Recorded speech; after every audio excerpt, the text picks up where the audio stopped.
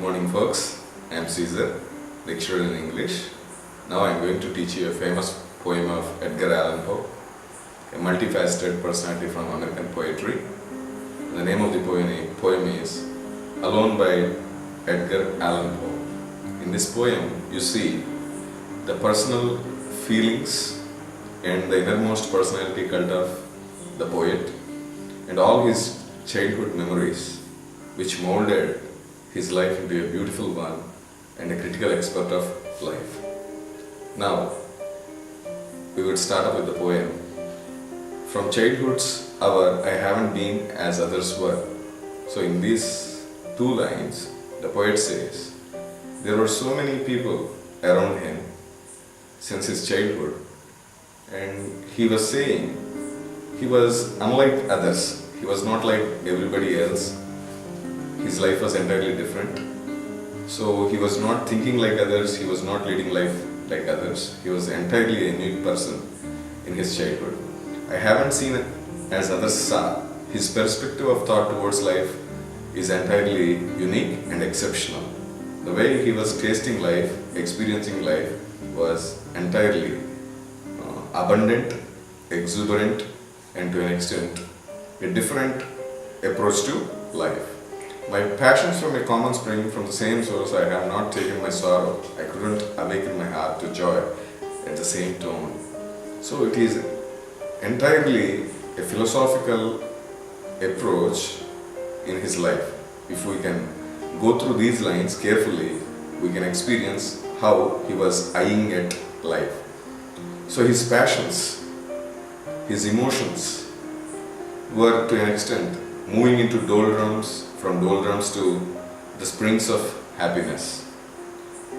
Sorrow, on the other hand, happiness. They were altering hand in hand and they were moving neck to neck. And he was feeling life, how it was moving into happiness and how it was coming from happiness to sorrow. And he was balancing these two different emotions together deftly. And all I loved alone. So, as a human being, we reciprocate love and affection. Reciprocation of love and affection is a keynote of human life. He was beaming love, but he was not getting the same love from the other end, from other individuals. Then in my childhood, in the dawn of a most stormy life, unlike others, his childhood was entirely glum and it was to an extent sad. He was not happy while he was being a child. So it was entirely a different life and a different perspective of life.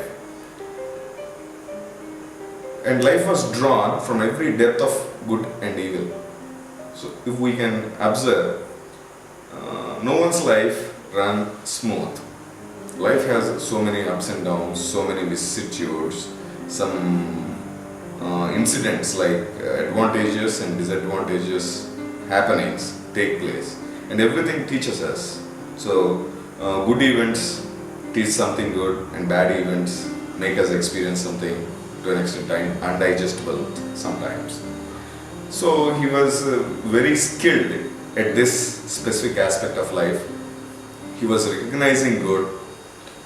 Immediately he was experiencing something bad and he was adjusting life in between the two, and he was skillfully understanding and was able to balance these two different emotions carefully.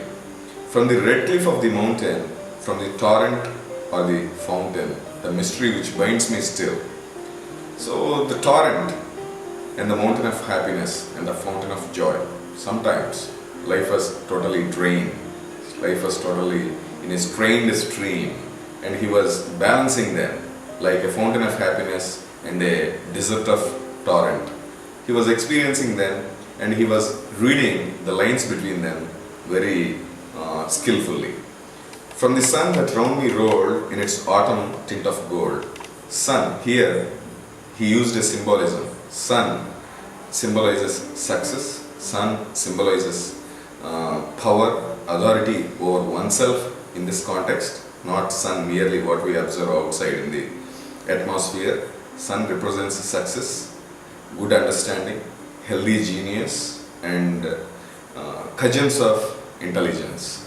So he was enjoying all these psychological energies, faculties of thought, like how beautiful the climate looks in the season of autumn.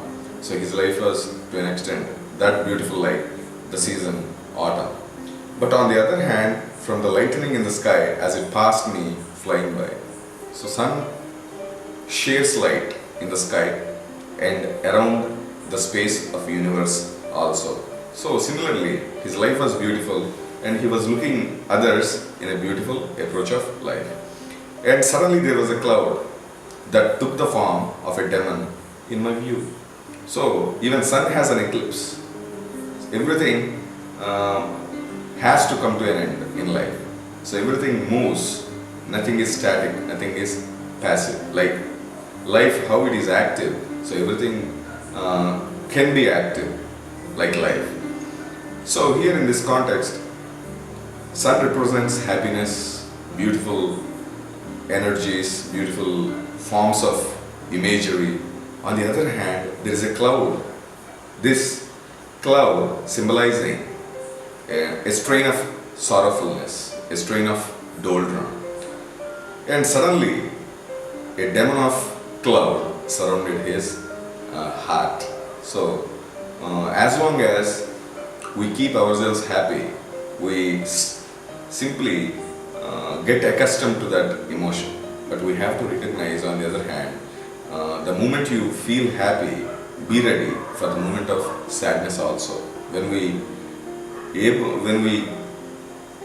ably maintain this balancing nature, life seems quite successful and no one feels sorrow for anything, and there is no feeling for feeling sorry for anyone or about anything in life. This is how Poe encourages all individuals towards the path of success, to overcome the dips and downs on the path of life. Thank you.